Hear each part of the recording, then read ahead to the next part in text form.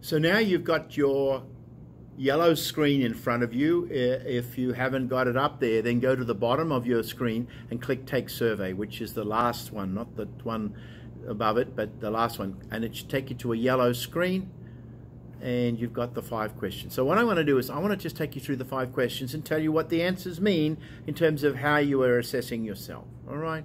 So there's 5, we call them the 5 C's.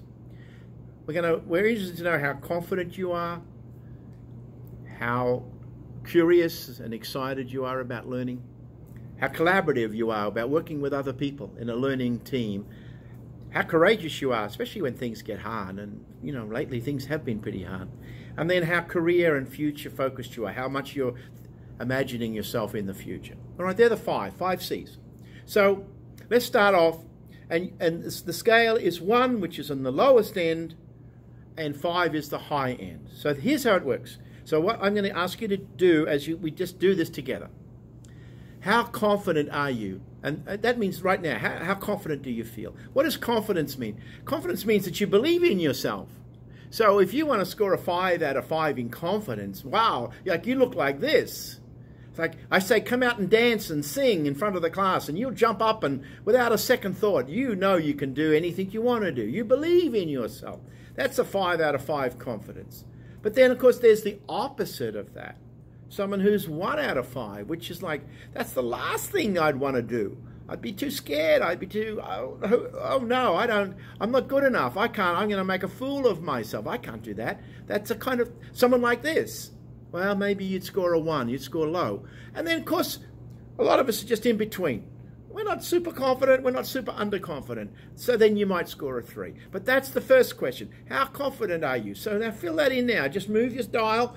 1, 2, 3, 4, 5. Where are you? Super confident, or it's opposite, or somewhere in the middle. I'll give you a second to fill that out. Okay, we move on to the second question. And these aren't going to take very long at all. You don't have to think too much about it. But the second question says, how excited are you about your learning? Which is about curiosity, I guess, you know. So if you are a 5 out of 5, super excited about your learning, you love class, the teachers, the homework, the assignments, you are all over it. You're like this. Then you put a 5 out of 5. Good for you. But then, of course, it can be the opposite of that.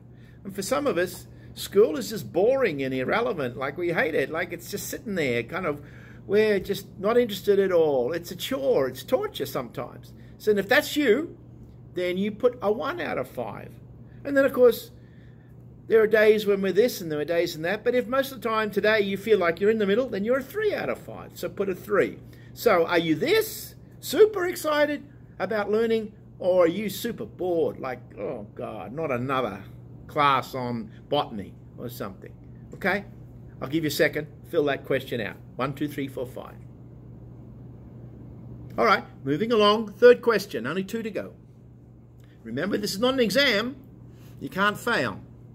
Third question is, how well do you get along with others? We call it collaboration. Because people said, like, life is a team sport, and some people love it, playing in teams and working together. Some people, it's horrible. It's hard. So if you're a team player, captain of the team, you love it. The crowds are around you, and you're with the crowds. If you're this, then you're 5 out of 5. You're a team. You love being with other people, and other people love being with you. But there are some of us who are not that chatty with people. There's some people who are the opposite of that, who just don't want to be with people. Are frustrating, and they're noisy, and they get in the way, and they're dumb, and they're like, yeah. If that's you, you might score a 1 out of 5. And if you're somewhere in the middle, then put a 3 or a 4. But are you this, or are you this? Or are you in the middle?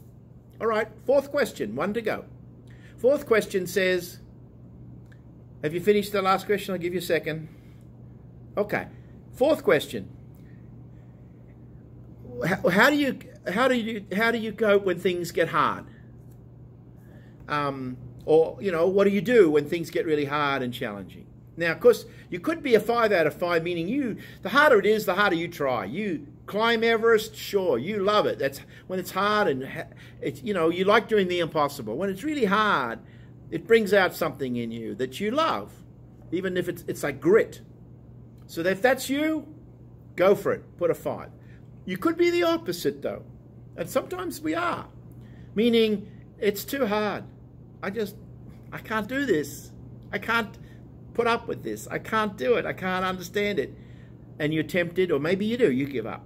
If that's you, feeling right now, 1 out of 5. Put 1 out of 5, all right? And then, of course, if you're in the middle, 2 or 3 or 4, all right, then you're in the middle.